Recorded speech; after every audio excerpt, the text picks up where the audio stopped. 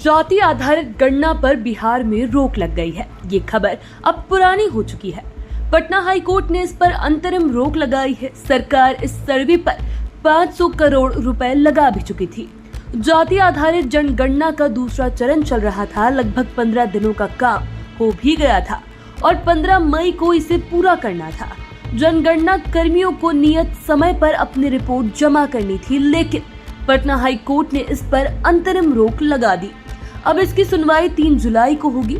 इसे लेकर भी बिहार में खूब सियासत हो रही है, लेकिन इसके सियासी लाभ और हानि में अब यहाँ के पॉलिटिशियंस जुट गए हैं।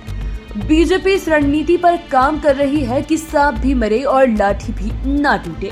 इसीलिए सरकार इस रोक के लिए सारा ठीकरा बीजेपी वालों पर फोड़ रही है। दूसरी ओर महागठबंधन की ओर से भी रणनीति बनाई जा रही है कि इस रोक के लिए किसी प्रकार बीजेपी के माथे पर ठीकरा फोड़ा जाए। दरअसल नीतीश कुमार और तेजस्वी यादव की ओर से जाति आधारित गणना का काफी जोर शोर से प्रचार प्रसार किया गया था। ये मुद्दा इतना तेजी से आगे बढ़ रहा था कि इसे अब कांग्रेस ने भी हाथों हाथ ले लिया था। इसे लेकर कांग्रेस के राष्ट्रीय अध्यक्ष मल्लिकार्जुन खड़गे ने लंबा पत्र लिखा था। बाद में राहुल गांधी ने जातीय जनगणना कराने की मांग प्रधानमंत्री नरेंद्र मोदी से ट्वीट पर की थी। पॉलिटिकल एक्सपर्ट्स के अनुसार जिस तरीके से जातीय जनगणना की मांग रफ्तार पकड़ रही थी, उससे बीजेपी की बेचैनी बढ़ती जा रही थी।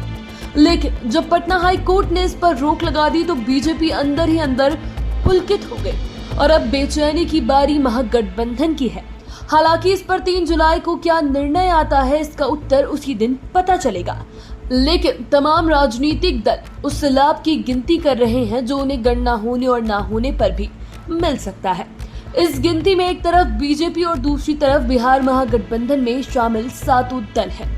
पॉलिटिकल एक्सपर्ट्स की माने तो इस जाति आधारित गणना के नाम पर राजनीति 2021 से ही शुरू हो गई और 23 अगस्त 2021 ये तारीख थी जब मुख्यमंत्री नीतीश कुमार के नेतृत्व में एक सर्वदलीय प्रतिनिधिमंडल ने प्रधानमंत्री नरेंद्र मोदी से मुलाकात की थी।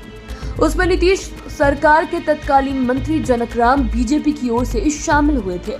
तभी से बीजेपी कटघरे में खड़ी हो गई थी और उसने अपनी पार्टी की ओर से किसी वजनदार नेता को प्रतिनिधिमंडल में शामिल नहीं किया, जबकि उस समय प्रदेश अध्यक्ष के पद पर संजय जायसवाल थे। कई बड़े नेता मंत्री की कुर्सी संभाल रहे थे। इसके बाद भी बीजेपी ने जनक राम को भेज दिया था। ऐसे में महागठबंधन की ओर से कहा जाने लगा था कि बीजेपी जातीय गणना को दिल से नहीं चाहती है और यही वो मुद्दा था जिसने नीतीश कुमार और तेजस्वी यादव को एक मंच पर आने की जमीन तैयार कर दी थी। उस समय नीतीश कुमार एनडीए में थे और उसके साल भर बाद ही वे महागठबंधन में शामिल हो गए। इसके बाद तो गणना की रफ्तार तेज हो गई।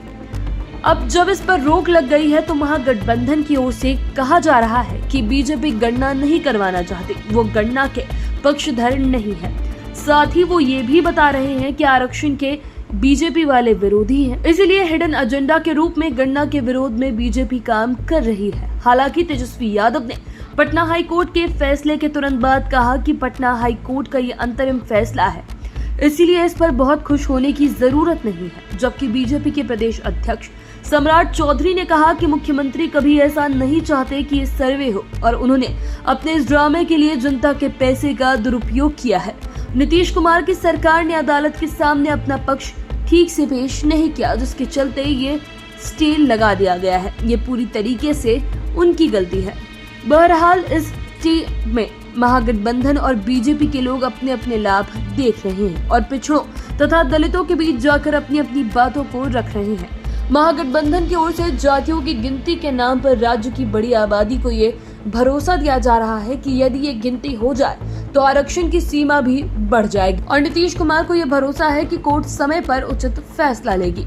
बाकी की तमाम खबरों के लिए आप चैनल के साथ बने रहें। अगर इस वीडियो को फेसबुक पर देख रहे हैं तो पेज को लाइक करें, यूट्यूब पर देख रहे हैं तो चैनल को सब्सक्राइब करें। धन्यवाद।